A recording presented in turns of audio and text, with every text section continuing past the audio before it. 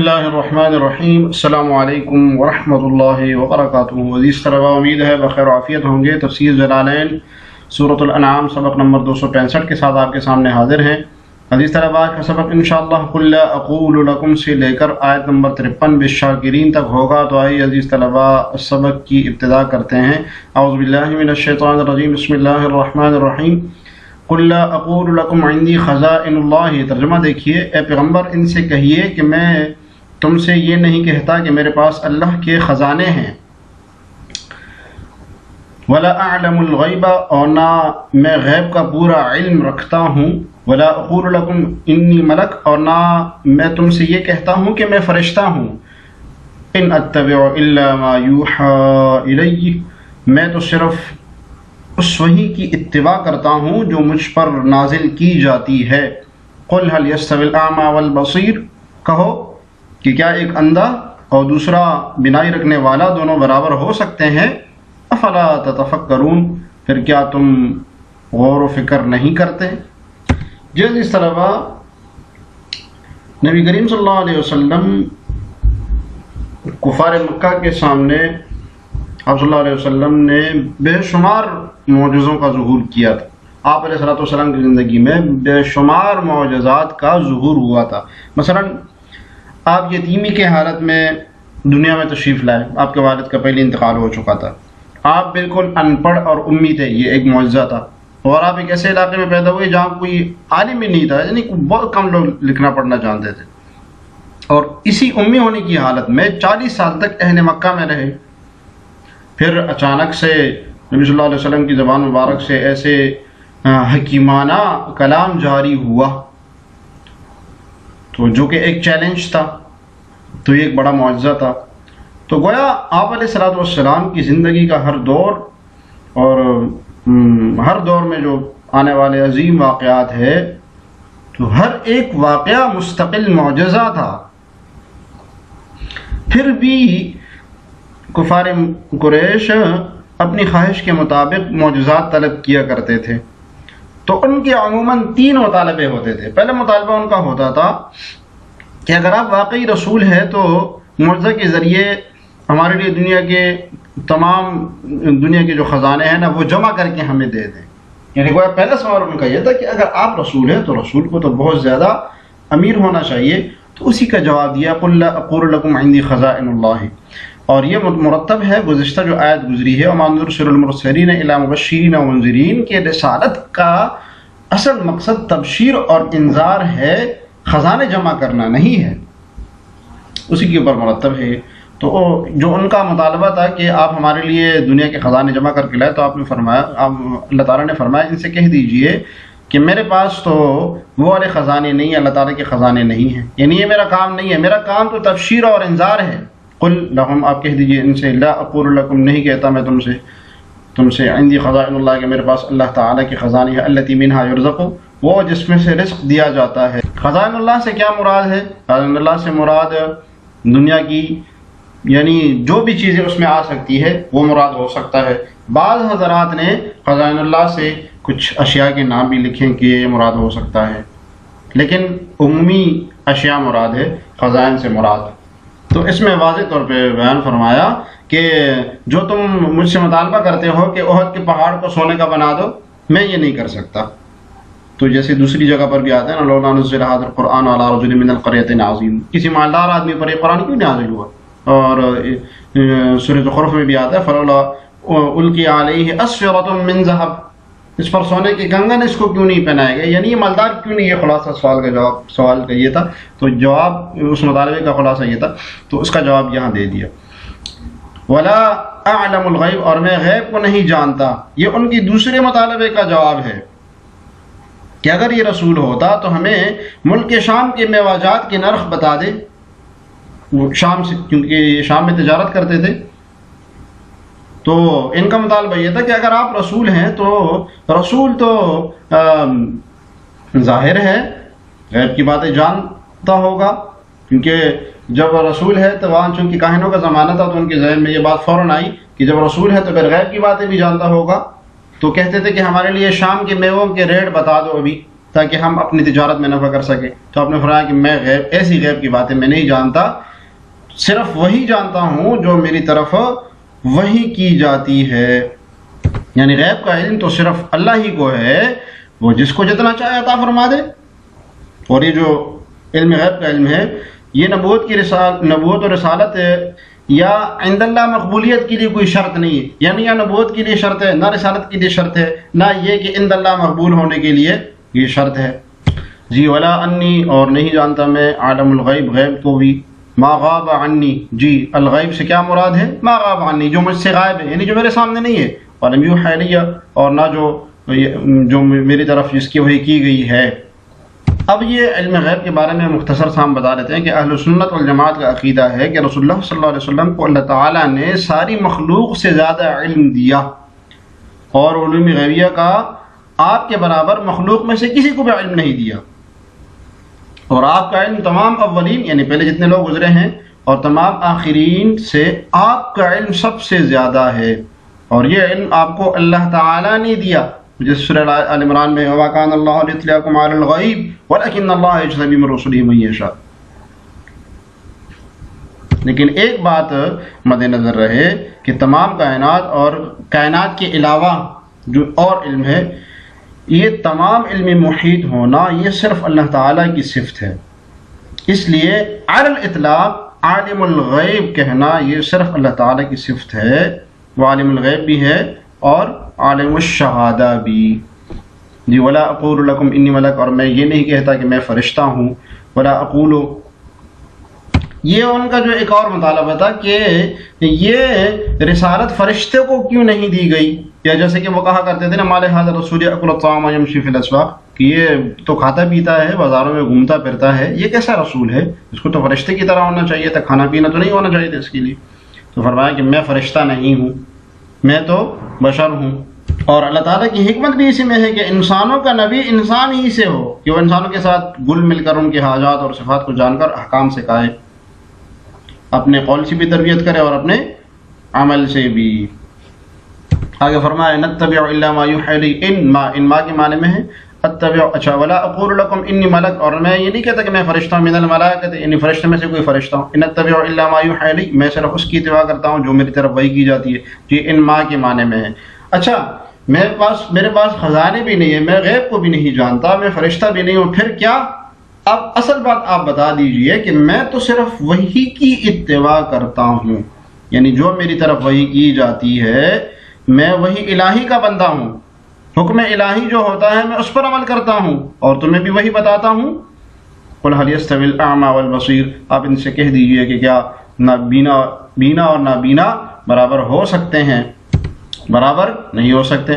جی قل هل يستوي الاعمى الكافر والبصير المؤمن، جی اعمى سے مراد کافر ہے اور بصیر سے مراد مومن ہے. تو فرمایا لا، نہیں ہو سکتے. اشارہ کی یہ استفہام انکاری ہے. تو اس میں دیگر بھی مختلف اقوال ہے کہ اعمى سے مراد گمراہ ہے اور بصیر سے مراد ہدایت یافتہ ہے. ایک قول یہ بھی ہے کہ اعمى سے مراد وہ ہے جو کہ وحی کی اتباع نہیں کرتا، اور بصیر سے مراد وہ ہے جو کہ وحی کی اتباع کرتا ہے. بہرحال مختلف اقوال صاحب جلالین نے کافر اور مومن کا قول لیا ہے. افلا تتفکرون، تم غور و فکر کیوں نہیں کرتے فی ذالک، ان چیزوں میں کہ میرے پاس غیب کا علم نہیں ہے، میرے پاس خزانے نہیں ہے، میں صرف وحی کی اتباع کرتا ہوں. تو یہ غور و فکر کیوں نہیں کرتے کہ اس کا نتیجہ ہو فتؤمنون، کہ تم ایمان لے آؤ. وانذر به الذین یخافون یحشروا الی ربهم لیس لهم من دونه ولی ولا شفیع. ترجمہ دیکھیے، اور اے پیغمبر تم اس وحی کے ذریعے ان لوگوں کو خبردار کر دو. وانذر به، اس وحی کے ذریعے تم ان کو ڈراؤ. الذین یخافون، وہ جو اس بات کا خوف رکھتے ہیں، ان یحشروا الی ربهم، کہ ان کو ان کے پروردگار کے پاس ایسی حالت میں جمع کیا جائے گا. یحشروا الی ربهم، کہ ان کو ان کے پروردگار کے پاس جمع کیا جائے گا ایسی حالت میں لیس لهم من دونه ولی ولا شفیع، کہ اس کے سوا نہ ان کا کوئی یار و مددگار ہوگا اور نہ کوئی سفارشی ہوگا. لعلهم یتقون، تاکہ وہ لوگ تقوی اختیار کر لیں. جی اس آیت کا ایک شان نزول بھی بیان کیا جاتا ہے، جو کہ عبداللہ بن مسعود رضی اللہ عنہ کی روایت ہے کہ ایک مرتبہ قریش کے کچھ سردار رسول اللہ صلی اللہ علیہ وسلم کی طرف سے گزرے، تو اس وقت خباب رضی اللہ عنہ، حضرت شعیب رومی، حضرت بلال، حضرت عمار بن یاسر آپ کی خدمت میں حاضر تھے. تو قریش کے سردار کہنے لگے کیا اے محمد کیا آپ نے انہی لوگوں کو منتخب کیا ہے؟ کہ اللہ نے ہم لوگوں میں سے انہی کو اپنی نعمت سے سرفراز کیا ہے. آپ جو ہے نا یعنی غریب لوگ تھے، چونکہ غلام تھے، تو آپ جو ہے نا ان غریبوں کو اپنے پاس سے نکال لیں، ہم آپ کی بات مان لیں گے. اس پر جو ہے نا وَأَنذِرْ بِهِ الَّذِينَ يَخَافُونَ، یہ 5 آیاتیں شروع کی نازل ہوئی. تو بعض حضرات نے کہا کہ 6 آدمیوں کے حق میں یہ آیت نازل ہوئی، یعنی 2 حضرت سعد بن ابی وقاص رضی اللہ عنہ وغیرہ ان کو بھی اس میں شامل کیا ہے. تو اس آیات میں وَأَنذِرْ بِهِ الَّذِينَ میں نبی صلی اللہ علیہ وسلم کو یہ ہدایت دی گئی ہے کہ اگر یہ مشرکین منکرین ان واضح بیانات کے بعد بھی اپنے ضد اناد سے باز نہ آئے تو آپ ان سے بحث و مباحثہ نہ کریں، آپ بس ان کو صرف تبلیغ دین کرتے رہیں اور ان لوگوں کو صرف خبردار کریں کہ جو لوگ قیامت کے روز اللہ تعالیٰ کے سامنے پیشی کا عقیدہ رکھتے ہیں تو قیامت تو پھر وہ ڈرے اللہ سے. جی وَأَنذِرْ خَوِّفْ بِهِ، انذر خوف کے معنی میں ہے بالقرآن، بِهِ ہی ضمیر کا مرجع ہے قرآن. بعض حضرات نے کہا ہی ضمیر کا مرجع ہے الوحی، ٹھیک ہے. الذین یخافون، وہ جو ڈرتے ہیں کہ ان یحشروا الی ربہم، کہ ان کو اس حالت میں جمع کیا جائے گا اپنے رب کے ہاں. جی تو یہاں پر مفسرین نے ایک نقطہ بیان کیا ہے کہ قیامت کے بارے میں، حشر کے بارے میں، چونکہ یہاں سے مراد حشر کے دن سے مراد قیامت کا دن ہے. 3 طرح کے لوگ ہیں. تو الذین یخافون سے وہ لوگ مراد ہے جو کہ قیامت کا یقین رکھتے ہیں، یعنی مومن، خالص مومن مراد جو کہ قیامت کا یقین رکھتے ہیں. دوسرے نمبر پر وہ لوگ مراد ہے جو قیامت کے دن کے بارے میں متردد ہیں. یہاں پر دونوں کا ذکر ہے، متردد ہیں کہ قیامت آئے گی نہیں آئے گی، جیسے کہ اہل کتاب وغیرہ. اور تیسرے نمبر پر وہ لوگ مراد ہے جو کہ قیامت کے بالکل منکر ہیں، جملہ قیامت کا یعنی بعثت کا، حشر کا انکار کرتے ہیں، جیسے مشرکین تھے، جیسے آج کل کے مشرک بھی ہیں، تو وہ قیامت کا بالکل انکار کرتے ہیں.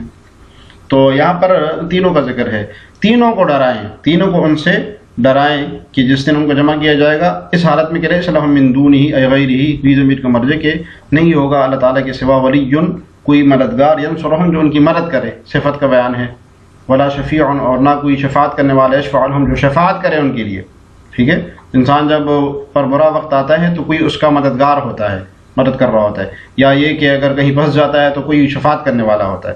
تو قیامت کے دن کوئی نہیں ہوگا. اور جملۃ النفی حال من ضمیر یحشروا، یہ جملہ ہے، اس کی ترکیب کر رہے ہیں صاحب جلالین کہ لیس لہم من دونہ ولی ولا شفیع. پورا جملہ جو نفی کا جملہ ہے یہ یحشروا کی ضمیر سے حال بن رہا ہے کہ اس حال میں ان کا حشر ہوگا اللہ کے ہاں، کہ ان کے ہاں نہ کوئی ولی ہوگا اور نہ کوئی شفیع. وہی محل الخوف. اب صاحب جلالین بتا رہے کہ وَأَنذِرْ میں جو ڈرانے والی بات ہے، اصل خوف کا محل یہی ہے. کون سا محل ہے وہ؟ کہ ان کو ایسی حالت میں اللہ کے ہاں جمع کیا جائے گا، حشر کیا جائے گا کہ کوئی ولی اور شفیع نہیں ہوگا. والمراد بہم المؤمنون العاصون. صاحب جلالین فرما رہے ہیں کہ اس سے مراد وہ مومن ہے جو کہ گناہگار ہیں، یعنی قیامت کا اعتقاد تو رکھتے ہیں لیکن ہے گناہگار. لعلہم یتقون، شاید کہ وہ تقوی اختیار کریں اللہ سے، باقلاعہم عما ہم فیہ وعمل الطاعات، قلع کما کر کے ان چیزوں کا، اس عقیدے کا جس میں وہ ہیں، اور نیک عمل کر کے. ٹھیک ہے. ولا تطرد الذین يدعون ربهم بالغداة والعشی یریدون وجہہ. ترجمہ دیکھیے، اور ان لوگوں کو اپنے مجلس سے نہ نکالنا، ولا تطرد، نہ نکالنا ان لوگوں کو، يدعون ربهم جو بلاتے ہیں اپنے رب کو، بالغداة والعشی، صبح و شام، جو اللہ تعالیٰ کی خوشنودی کے لیے اللہ تعالیٰ کو پکار، یریدون وجہ، وہ اللہ تعالیٰ کی خوشنودی کو حاصل کرنا چاہتے ہیں. ما علیک من حسابہم من شیء، ان کے حساب میں جو اعمال ہے ان میں سے کسی کی ذمہ داری تم پر نہیں ہے. وما من حسابک علیہم من شیء، اور تمہارے حساب میں جو اعمال ہے ان میں سے کسی کی ذمہ داری ان پر نہیں ہے. فتطردہم فتکون من الظالمین، جس کی وجہ سے تم انہیں باہر نکال دو اور وہ ظالموں میں پھر شامل ہو جاؤ. جی ان آیات میں وہی غریب مسلمانوں کی صفات بیان کی گئی ہے جس میں ما قبل بھی ذکر کیا گیا کہ وہ تو صبح شام یعنی دن رات تمام اوقات اپنے رب کو یاد کرتے ہیں، عبادت میں مشغول ہوتے ہیں. ان کی حسن نیت اور اخلاص کو دیکھیے. اس لیے ایسا نہیں کرنا کہ ان کو اپنے مجلس سے نکال دینا، ایسا نہ ہو آپ ظلم کرنے والوں میں سے ہو جائیں. تو اب اس سے پہلے نبی صلی اللہ علیہ وسلم کو انذار کا حکم تھا، ان لوگوں کے لیے جو قیامت کے دن کے بارے میں متردد ہیں یا مومن تو ہیں لیکن گناہگار ہیں۔ اب یہاں پر مومنین متقین جو ہے ان کو اپنے قریب کرنے کا حکم ہے، یعنی آپ باقی لوگوں کو، غیر متقین جو ہے ان کو تو ڈرائیں، لیکن آپ کے اپنے لوگ جو ہیں ان کو اپنے قریب کریں، ایسا نہ ہو کہ ان کو بھی ڈرا دیں آپ اور وہ آپ سے دور ہو جائیں۔ یدعون ربهم بالغداۃ والعشی یریدون بعبادتہم، وہ چاہتے ہیں اللہ تعالیٰ کی رضا کو، کس صورت کیا ہے اس کی؟ بعبادتہم، اپنی عبادت کے ذریعے۔ وجہہ تعالی، ضمیر کا مرجع کے مراد اللہ تعالیٰ ہے۔ لا شیء من اعراض الدنیا، دنیاوی اعراض سے کوئی بھی ان کا مقصد نہیں ہوتا، خالص نیت ہوتی ہے۔ وہم الفقراء، اور یہ فقراء صحابت ہے۔ کون مراد ہے اس سے؟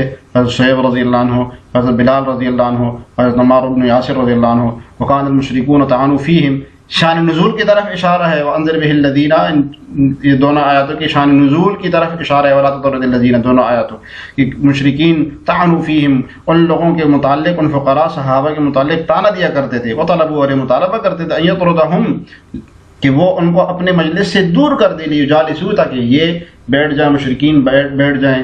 واراد نبی صلی اللہ علیہ وسلم ذالک، نبی صلی اللہ علیہ وسلم نے ارادہ بھی کرنا چاہا اس کا، طمعا فی اسلامہم، ان مشرکین کے اسلام لانے کی طمع کرتے ہوئے، لیکن اللہ تعالیٰ نے آپ کو منع فرمایا۔ ما علیک من حسابہم من شیء، ان کا حساب آپ کے ذمہ کچھ بھی نہیں ہے۔ من زائدۃ، من زائدہ ہے۔ ان کان باطنہم غیر مغضین، اگر ان کا باطن راضی نہیں ہے تو پھر آپ کے ذمہ کوئی نہیں ہے۔ وما من حسابک علیہم من شیء، اور نہ آپ کا حساب ان کے ذمہ ہے۔ فتطردہم، کہ آپ اپنے قریبی جو فقراء صحابہ ہیں ان کو دور کر دیں۔ یہ جواب نفی ہے، ما علیک اور وما من حسابک میں جو نفی گزری ہے اس کا جواب ہے کہ آپ کا حساب ان کے ذمہ نہیں ہے، نہ ان کا حساب آپ کے ذمہ ہے کہ آپ ان لوگوں، اپنے لوگوں کو دور کر دیں۔ فتکون من الظالمین، تو آپ ظالموں سے ہو جائیں گے۔ ان فعلت ذلک، شرط مقدم معذوف نکالا ہے جواب شرط کے لیے، کہ فتکون من الظالمین جزا ہے اور ان فعلت ذلک شرط ہے۔ وکذلک فتنا بعضهم ببعض لیقولوا اہؤلاء من اللہ علیہم من بیننا الیس اللہ باعلم بالشاکرین، اسی طرح ہم نے کچھ لوگوں کو دوسروں کے ذریعے آزمائش میں ڈالا ہے۔ وکذلک، اسی طرح آزمائش میں ڈالا ہے ہم نے بعض کو بعض کے ذریعے، لیقولوا، تاکہ وہ اس بارے میں یہ کہیں، اہؤلاء من اللہ علیہم من بیننا، کہ کیا یہ ہیں وہ لوگ جن کو اللہ نے ہم سب کو چھوڑ کر احسان کرنے کے لیے چنا ہے؟ کیا یہ ہیں وہ لوگ من اللہ علینا، جن پر اللہ تعالیٰ نے احسان کیا، من بیننا، ہمارے درمیان، الیس اللہ باعلم بالشاکرین، کیا جو کافر یہ بات کہہ رہے ہیں ان کے خیال میں اللہ اپنے شکر گزار بندوں کو دوسروں سے زیادہ نہیں جانتا؟ اب یہاں سے اللہ تعالیٰ منکرین جو کہ نبی صلی اللہ علیہ وسلم کی دعوت کا انکار کرتے تھے، ان کے انکار کی وجوہات اللہ تعالیٰ بیان فرما رہے ہیں۔ تو یہ انکار کی ان کی پہلی وجہ ہے، چونکہ نبی صلی اللہ علیہ وسلم پر ایمان لانے والوں میں شروع میں غریب اور فقیر صحابہ کی کثرت تھی، اور تو دولت مند کفار یہ سوچنے لگے تھے کہ اگر اسلام واقعی کوئی نعمت ہے، بڑی نعمت ہے، تو ان کی علی نظر انتخاب جو ہے وہ یہ فاقہ پرست لوگوں پر ہی کیوں ہے؟ کیا ہم موجود نہیں ہیں؟ شکل صورت میں تو ہم بڑے اچھے ہیں۔